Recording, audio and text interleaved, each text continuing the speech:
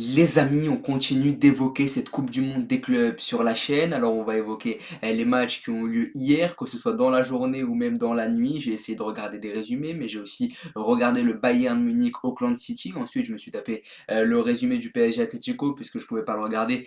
J'étais au taf malheureusement. Donc voilà, on va essayer un peu d'analyser tout ça et d'analyser les matchs qui auront lieu aussi ce soir et dans la nuit. Donc voilà, on va évoquer encore une fois la Coupe du Monde des clubs. N'hésitez pas à vous abonner, à liker et à partager bien sûr. Merci beaucoup. On va commencer par évoquer ce Bayern Munich Auckland City et là aussi très intéressante partie entre les deux équipes et on a vu l'écart clair qu'il y avait entre les deux écuries, que ce soit le Bayern Munich ou Auckland City. Alors cette équipe d'Auckland, elle s'avançait évidemment comme l'équipe la plus faible de la compétition. Tous les bookmakers étaient d'accord pour dire que c'était l'équipe la plus faible de la compétition. C'est l'équipe qui a le moins de chances sur le plan statistique de remporter la compétition. Pourtant, j'avais loué dans la preview le fait que c'était le club qui avait le plus participé à une Coupe du Monde des clubs dans son histoire, que c'était aussi un club qui avait remporté 11 des 13 dernières Ligues des Champions de la zone Océanie, mais ça ne les a pas empêchés de prendre une raclée face au Bayern Munich, défaite 10-0 et on a vu l'écart entre les deux clubs et c'est le risque évidemment de cette Coupe du Monde des clubs et ça va ravir les détracteurs de cette compétition, c'est qu'il y a beaucoup trop d'écart des fois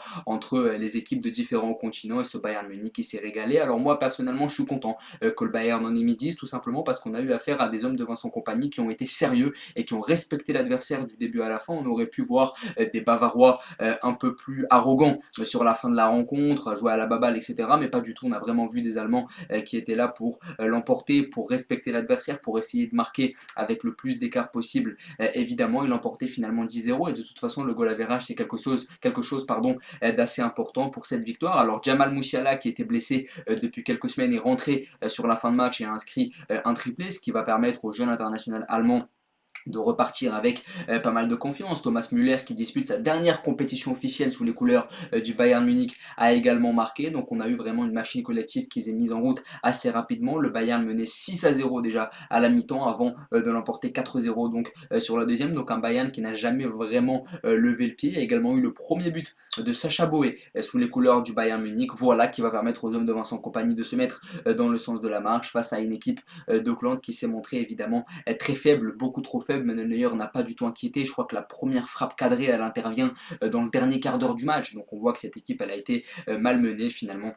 Une victoire du Bayern. Alors est-ce que c'est Auckland City qui est trop faible ou le Bayern qui est beaucoup trop fort? Est-ce que finalement on n'a pas un monopole européen sur le football? Est-ce qu'on n'a pas une superpuissance européenne, une forme de centralisation du football en Europe? Alors évidemment j'invente rien en disant qu'en Europe le niveau est beaucoup plus élevé, même s'il y a des contre-exemples. On parlera juste après de Palmeiras Porto. On a un contre-exemple du fait que les Européens ne sont pas forcément au-dessus de leurs pairs sud-américains, asiatiques, etc. On en parlera bien sûr, mais victoire 10-0 avec notamment Michael Olise qui s'est illustré une nouvelle fois sur le plan statistique, notamment avec une très jolie réalisation en toute fin de première mi-temps. C'était le but du 6-0. Donc voilà, les Français hier étaient vraiment en odeur de sainteté du côté des États-Unis avec Coman, Boé ou encore Olise qui ont marqué, Jamal Musiala qui s'est remis en confiance en inscrivant un très beau triplé, Thomas Müller pour sa dernière compétition qui a également inscrit une réalisation, donc très beau Bayern Munich. Là aussi l'impact des remplaçants n'est pas à négliger aussi, victoire donc 10-0 du Bayern, c'est évidemment un record dans la Coupe du Monde des clubs. Et évidemment, la suite de l'aventure s'annonce très difficile pour Auckland qui disputera des matchs face à Benfica et face à Boca Juniors, ça risque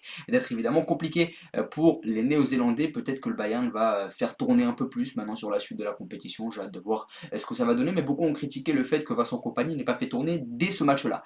C'est vrai que quand tu sais que tu vas affronter Boca Juniors et Benfica, que tu arrives dans une fin de saison où tous les joueurs sont assez éreintés, on aurait pu se dire que Vincent Kompany allait faire tourner sur cette rencontre-là. Mais je pense que le Belge a respecté ses adversaires du début à la fin. C'est une compétition quand même où il faut aligner le 11 type à chaque fois. Il faut prendre en compte le fait que c'est une compétition internationale, que c'est une compétition très importante pour le Bayern qui va en remporter une, et c'est évidemment très important. On parle maintenant de ce PSG Atlético Madrid, là aussi beaucoup d'enseignements à tirer, le PSG qui s'est imposé 4-0, et là c'est pas la même ossature que l'adversaire qu'avait le Bayern, on parle quand même de l'Atlético Madrid, donc c'est vrai qu'en mettre 4 à l'Atlético Madrid, c'est pas du tout anodin, le PSG et l'Atlético s'étaient déjà affrontés en Ligue des Champions à l'automne 2024, c'était l'Atlético qui l'avait emporté, mais cette fois-ci ça a tourné pour le PSG, mais j'ai l'impression qu'on a eu la même physionomie que sur le match qu'on a eu en Ligue des Champions à l'automne 2024. Juste que cette fois-ci, le PSG a été beaucoup plus efficace et l'Atlético Madrid a régressé par rapport à ce qu'ils avaient affiché lors de l'automne 2024 et le PSG s'impose donc 4-0, un véritable récital offensif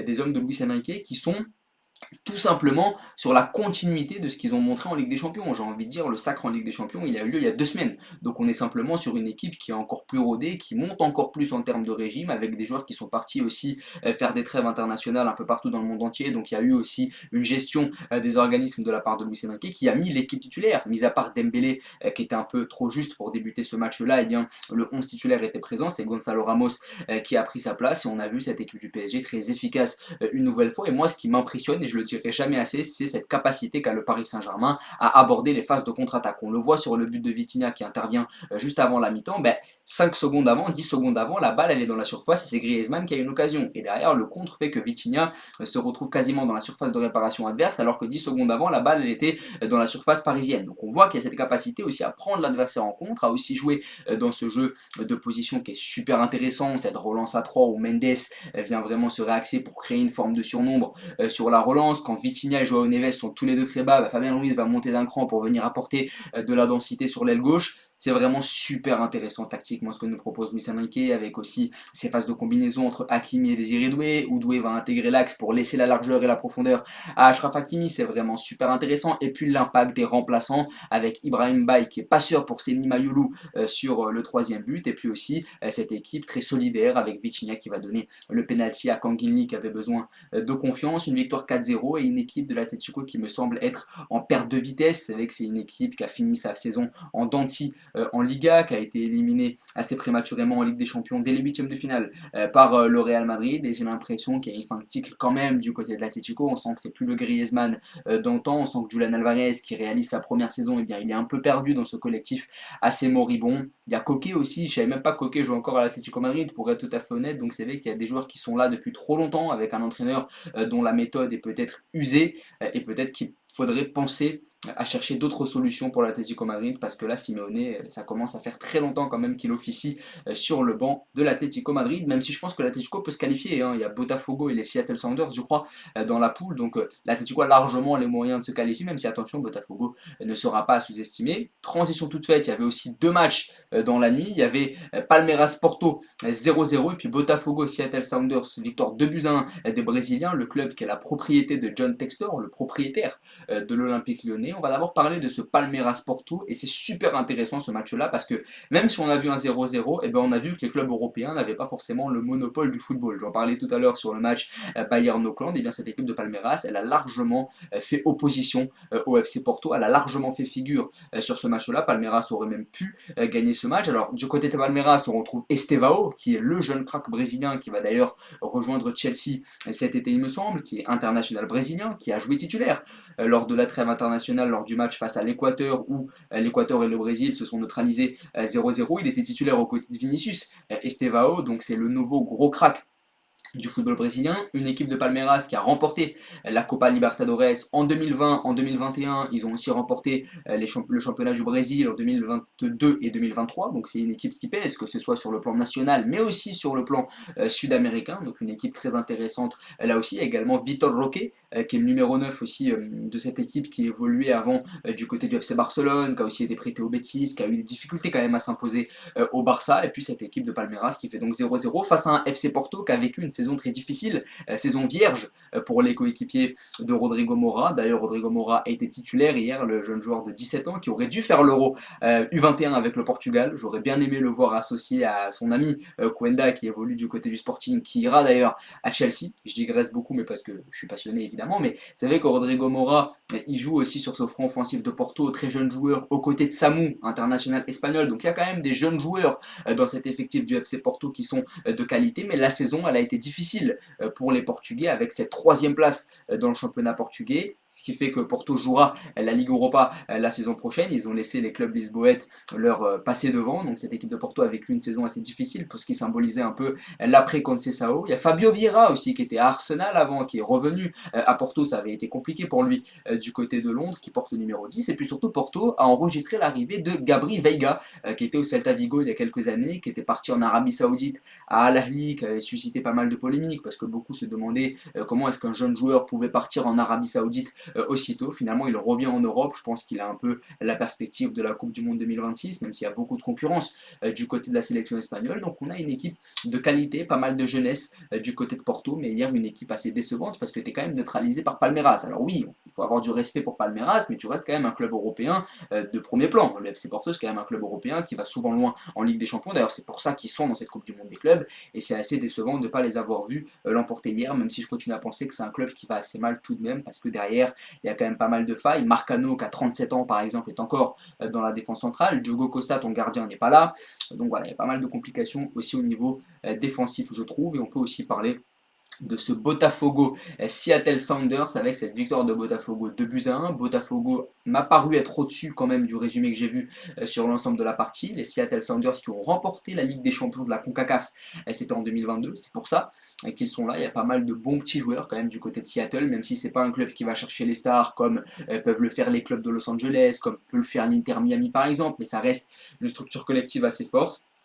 Et Botafogo qui a longtemps mené 2-0. Les Seattle Sounders ont réduit la marque juste au début du dernier quart d'heure pour semer un peu le doute. D'ailleurs, ils ont une très grosse occasion sur la fin du match où ils auraient pu égaliser, mais le gardien de Botafogo et toute l'arrière-garde brésilienne s'est montré très solidaire pour empêcher l'égalisation. Et hier, ce que j'ai beaucoup aimé avec cette équipe de Botafogo sur les buts, c'est la capacité qu'ont eu les latéraux à apporter beaucoup offensivement. Vitinho, qui est le latéral droit, qui est passé par Burnley avant Alex Telles, évidemment, qui est passé par Porto, qui est passé par Manchester United, qui est un très bon latéral gauche à la base en Europe. Lui aussi est allé de sa passe décisive sur un superbe coup de pied arrêté. Donc on a des latéraux qui sont tous les deux passeurs décisifs et qui sont capables d'apporter d'un point de vue offensif, et ça c'est très intéressant. C'est ce que je voulais un peu souligner sur cette victoire de Botafogo, c'est que le point commun des deux buts du club brésilien, ce sont le fait que les latéraux ont réussi à apporter en délivrant chacun une passe décisive, donc c'est assez intéressant là aussi. Et puis il y aura aussi des matchs cette nuit, 21h heure française, on aura Chelsea contre Los Angeles